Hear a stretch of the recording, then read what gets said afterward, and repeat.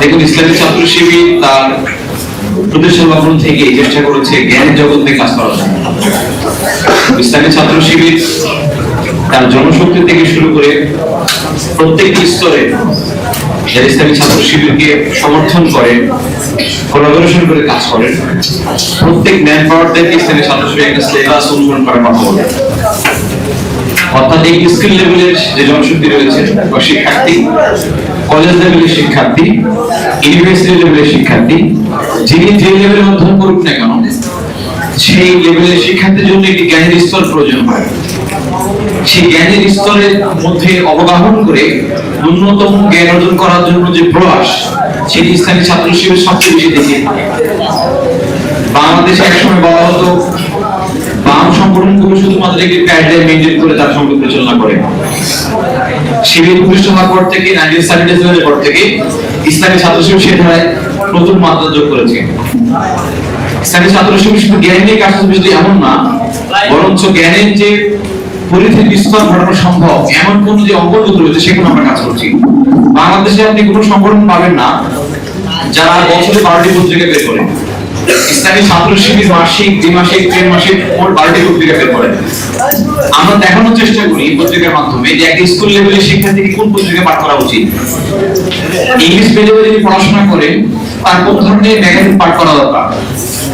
যিনি কলেজ লেভেলে পড়াশোনা করেন, মাদ্রাসায় পড়াশোনা করেন, যিনি বিজ্ঞানে পড়াশোনা করেন, যিনি সায়েন্সে পড়াশোনা করছেন, যিনি কমিউনিটিতে পড়াশোনা করেন, তার কোন ধরনের জ্ঞানের উৎস নিয়ে কাজ করার প্রয়োজন বা জ্ঞান জানা দরকার, সেই বিষয়গুলোকে মাথায় রেখে ইসলামী ছাত্র শিবির প্রত্যেক বছরে আমরা 12টি পত্রিকা পরিকল্পিতভাবে মুক্তিযুদ্ধের সময় এখানে বুদ্ধিজীবীদেরকে হত্যা করা হয়েছিল, যাতে করে যুদ্ধ পরবর্তী সময়ে সঠিক গাইডলাইনে যাতে না পেয়ে থাকে।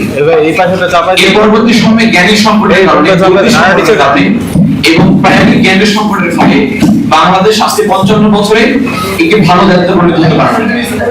সমসাময়িক সময়ে মালয়েশিয়া থেকে শুরু করে সিঙ্গাপুর থেকে শুরু করে থাইল্যান্ড যারা আছে আপনারা দেখবেন সবাই মোটামুটি ভালো প্রদর্শনী গিয়েছে।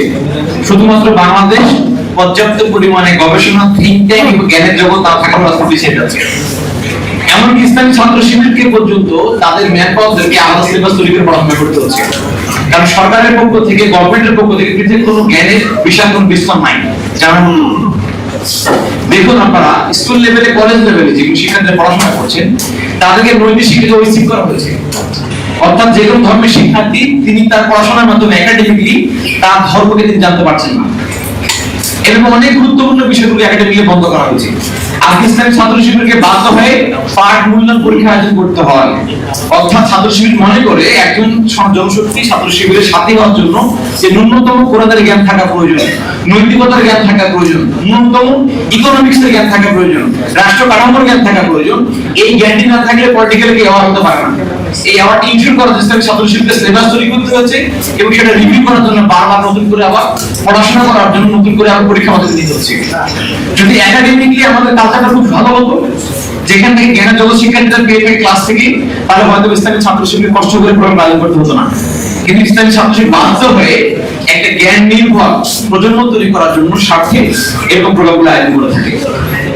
আজকে শরীফ ওসমান হাদিকে জীবন দিতে হয়েছে। শরীফ ওসমান হাদি বুদ্ধিভিত্তিক অঙ্গনে কথা বলতেন, সাহিত্য নিয়ে কথা বলতেন এবং বর্ণ হিন্দুত্ববাদের এগেইনস্টে বক্তব্য রাখতেন। তার ফলে আজকে ওসমান হাদিকে জীবন দিতে হয়েছে, তিনি আজকে শহীদ হয়ে গিয়েছেন।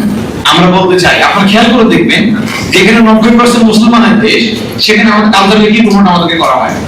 আপনারা অবশ্যই লাল সালু দেখেছেন মনে হয় ছবি এবং পড়েছেন। আমরা তখন ইন্টারমিডিয়েটে পড়তাম, লাল সালু আমাদের মধ্যে ছিল উপন্যাস। একটি তুলসী গাছের আত্মকাহিনী আপনারা পড়েছেন, দেখবেন সেখানে নিবেদন করা হয় এমন কৌশল চমৎকার করে যে দেশ বিভাগের সময় 1947 সালে যখন এদেশ থেকে হিন্দুরা যখন চলে গেলেন, তাদের ভারতে চলে গেলেন, মুসলমানরা পাকিস্তানে চলে আসলেন, তখন তারা নিবেদন এভাবে করেছে যে একটি তুলসী গাছ, যে গাছটি লম্বা সময় ধরে পানি দেয় না, যার ফলে তুলসী গাছটা আস্তে আস্তে কেমন হয়ে যাচ্ছে, মরে যাচ্ছে। এক সময় নিয়মিত সন্ধ্যাবেলা